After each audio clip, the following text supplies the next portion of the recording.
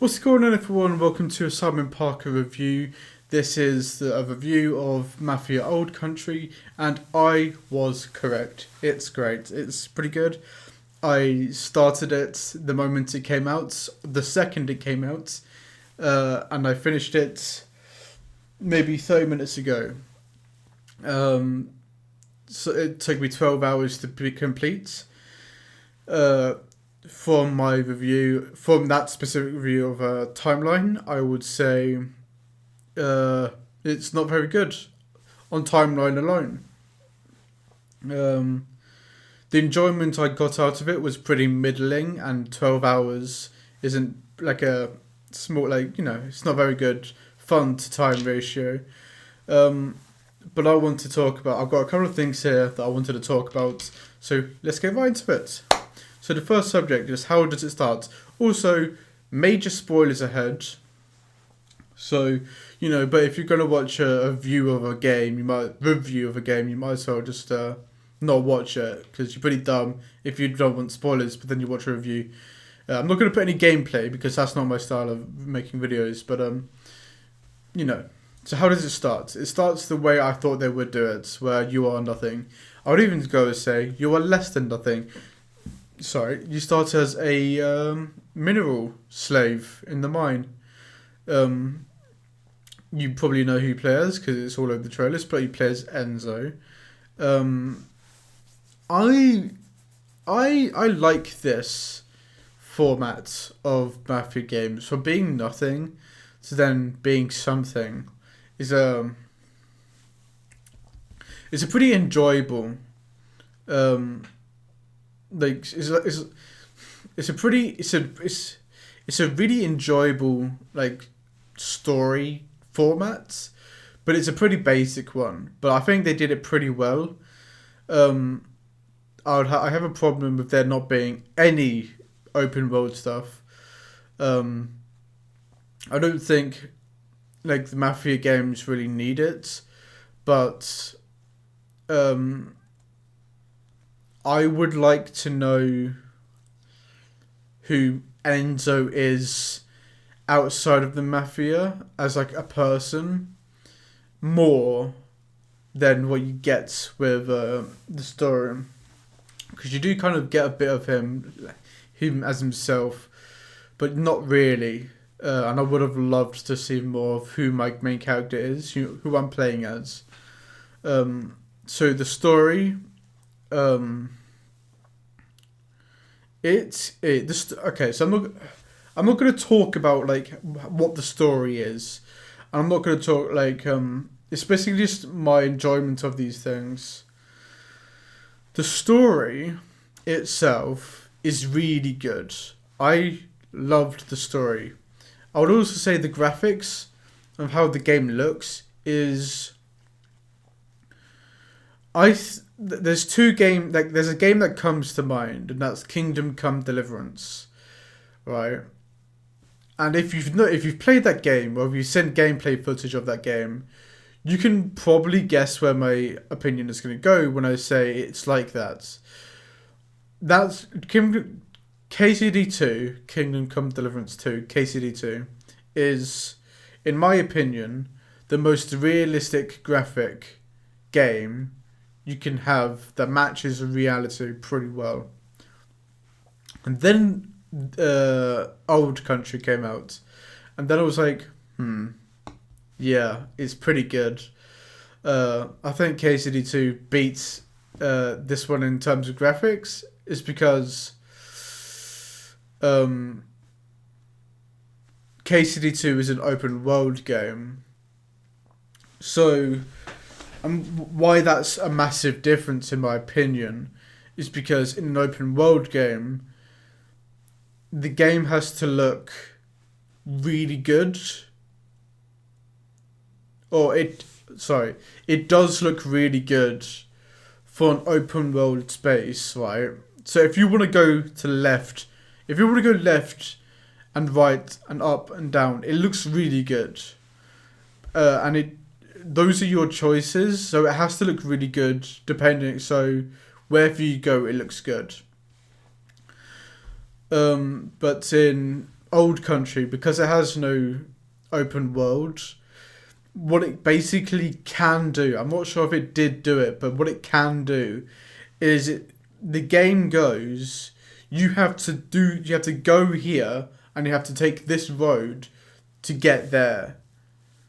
So what it can do is it can make everything around that area look really good, and everything outside of like the main route can kind of drop in graphics a bit more than, because like I will also say it's not really that big of a map, but it kind of does feel big. So if you are like if you are here, right, if you're over here, this bit can look really good. This bit here looks really good when you take this road, but something over here might look pretty bad because it's not going to like render all of this. Just that this bit over here can look good. But I think in KCD2 it does look really good. The story is pretty good. The Mafia story is how would I say the Mafia story is? I would say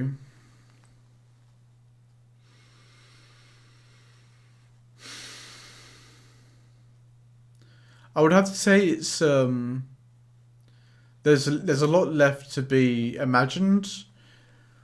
I would say that one of spoiler ahead, one of the good guys is not very bad. Not very is a good is good guy is probably the wrong word. I should say he's an allied member of the Mafia. He's like the Don's best friend or whatever. So major spoilers ahead. The Don's best friend is like a good guy because is your leader's best friend basically. But I felt like it's like, okay, so let me do this. In Space Marine 2, the chaplain, for another spoiler ahead, the chaplain is the guy who ratted you out in the first game. Everyone who played that game and made reviews on it basically said that they knew the chaplain was the rats from the beginning, from the first game. I didn't know that until the very end when it's revealed. So when I say that I had my suspicions from almost the get-go that this guy was going to be like, we're going to have some like sort of fight with him, or it's going to be some like sort of morality kind of conflicting issues. Believe me when I say that was blaringly obvious to me. I'm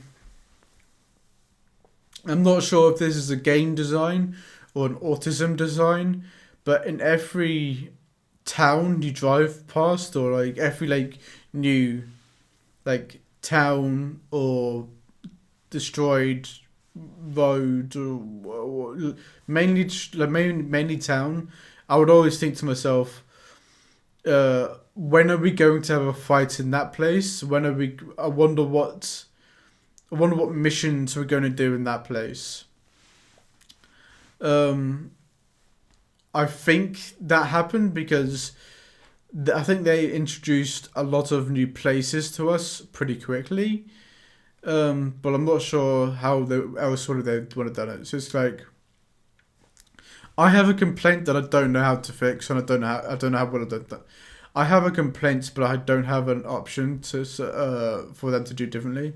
So it's kind of just I'm gonna say this thing, and you can take the piss out of me all you want, and that's completely fair. I also I was going to mention something, but I completely forgot about it. How was the gameplay? Okay, so this next bit here, these three questions are something I brought up in the first video, where I said a great sequel needs to have good gameplay, a good story, and it needs to align with what the first one was trying to do. So these are the points that I'm going to do now. How was the gameplay? It was pretty janky.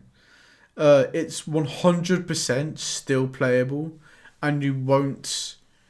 I think you won't be able to pick them out unless you're going to do a video like this. Like, I don't think you would come across your mind saying, "Oh, that's a bit weird," if you weren't planning to like review the game. I noticed a couple of times.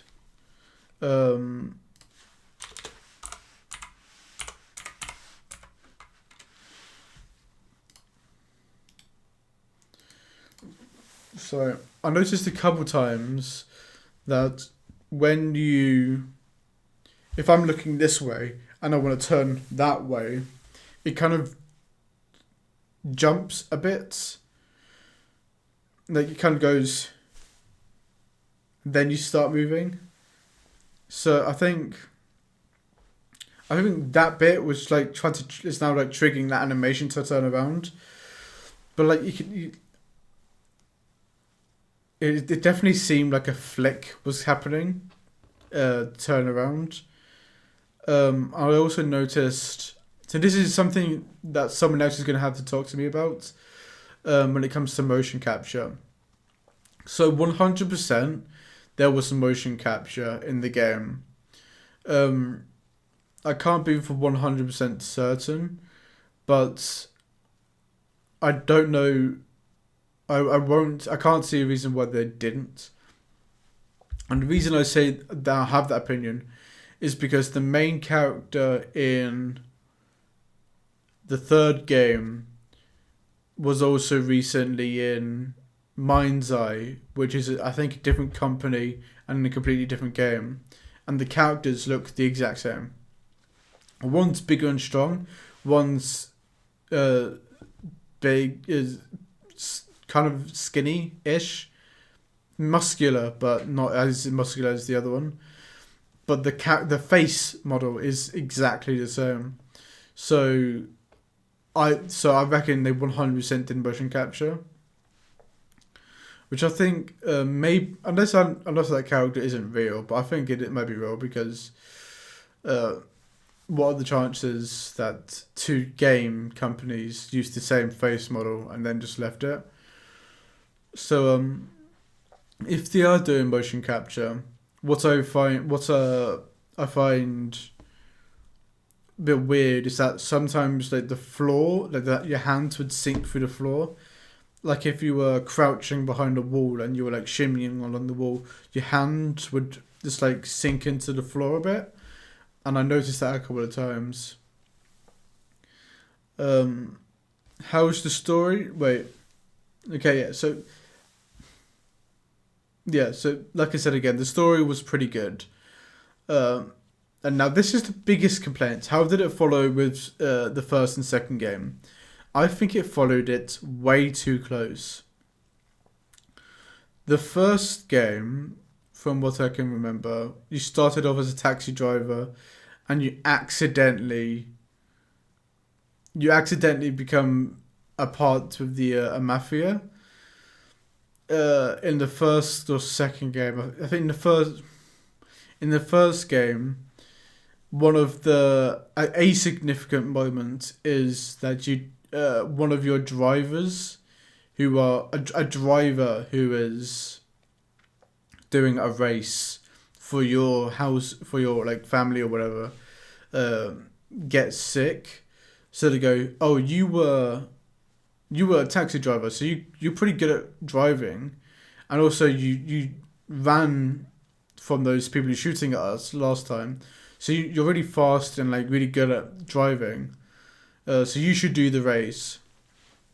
And that's very similar to how they did it in this game. So what happens is there's two races that happens. There's a horse race and then there's the car race. You went to the horse race because the person who was going to race got drunk. funny enough, that's the reason I think you had to do the car race in the first game, because the person who was going to race got drunk.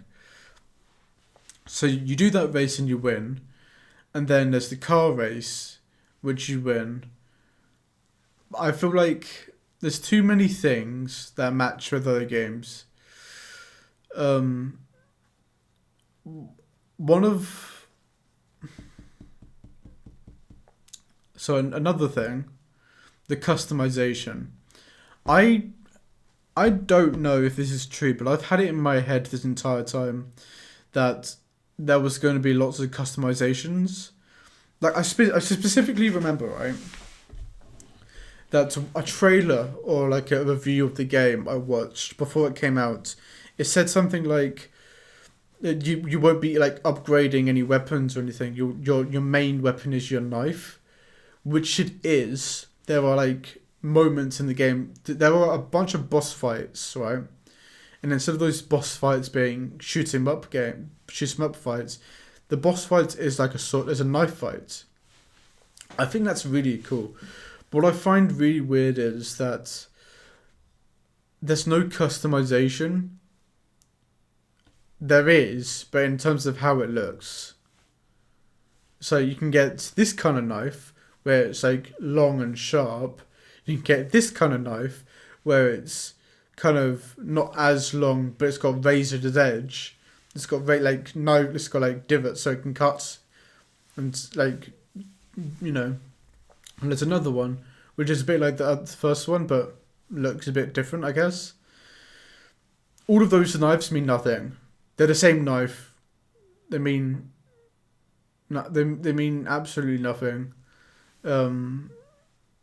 You do have to. So I bought the deluxe edition, which I regret doing. It was an extra £10. And okay, so this is the really, really weird bit, right? So here's the problem with open world stuff, right? Well, sorry, not having open world stuff. Things you unlock, it doesn't matter at all. You can unlock better guns, right? You can't upgrade those. You can buy guns with things. You can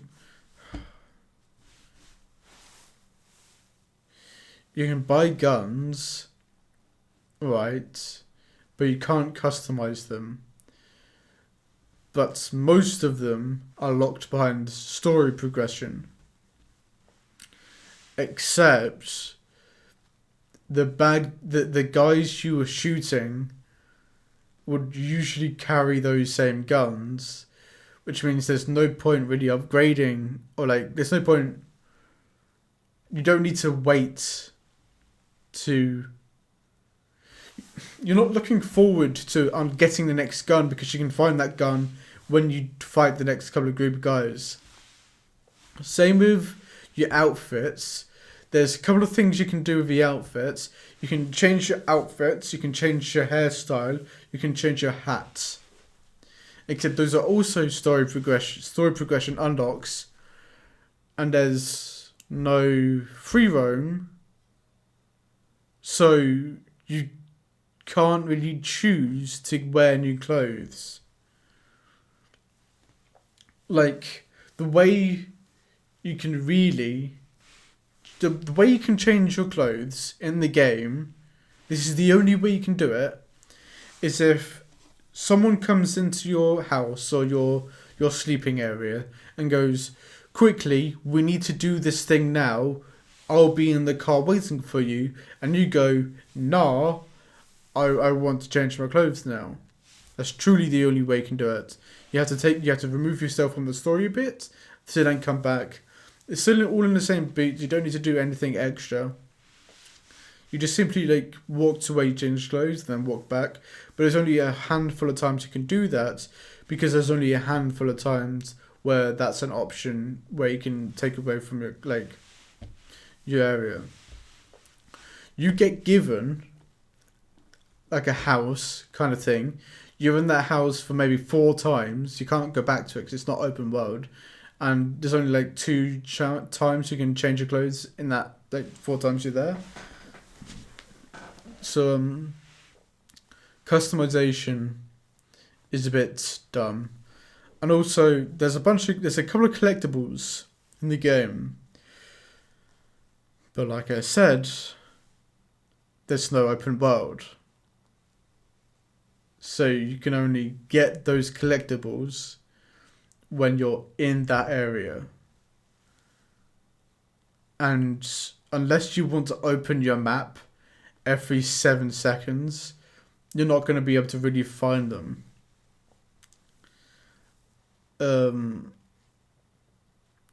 So that is okay. So here's the bit that I'm most upset about, and this is another bit that they've put too much focus on the first game. So in the first game, you're nothing. You join the group Mafia. You fall in love with one of the women there, and then you live out your life, and you try to leave the Mafia and all that stuff. And at the end, you live a long, happy life with your woman, and then you die. She lives, I think, but you die. And then this game, you're nothing. You join the Mafia. You fall in love with the Don's daughter. You impregnate her. She gets pregnant. You try to leave the Mafia because you want to start a life with your new woman. Then you die. She goes to America and lives out her life pregnant and single, I guess. Now I hate that because the amount of... So this relates to the Mafia story again. I would have loved to see more of who Enzo is outside of the Mafia, and the only time we got to see Enzo outside of the Mafia was when he was with Isabella, who's the love interest and the woman you get pregnant. So it's kind of like this game was solely a Mafia game. There's nothing necessarily like there's no character development. Is next to nothing, I guess. What I mean by that is that the Don, the main good guy, or the Mafia boss, he is known as a family guy. He's known as a family guy, and he's pretty ruthless, that kind of thing. And in the end, he's a family guy to the point that he wants to force his daughter to have an abortion.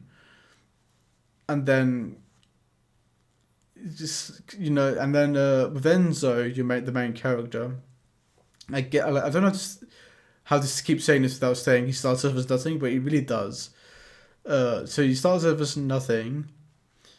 He is kind of the main thing is he wants to go to America kind of thing. The main thing is he wants to do stuff for himself, right? But every single scenario where there's like, what do you want to do with your life? It's like, I want to do stuff for myself, right? I want to live the way I want to live. But then the Don has got me to do something else. The Don wants me to do this. The Don wants me to do this. I have to go over here. I have to do this. I have to do that. I have to do this.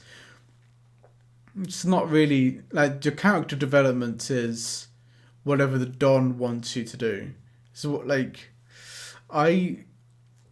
the story's really good, but the more I'm taking it apart and looking at it bit by bit, it's becoming less and less fun. I completed it and then immediately deleted it off my PlayStation. Hopefully they bring DLC and hopefully they'd be making it an open world. I really want it to be an open world because I really want to do the collectible stuff, but I don't think that'll be a thing. So my final review of Mafia Old Country is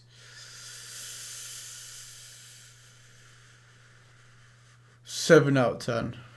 I think that's a very big IGN thing to be like, I 7 out of 10. But I don't think it's like, it's not just above average. It's not just above average to make it a 6, but it's also not that great that it's an 8 or a 9 or 10.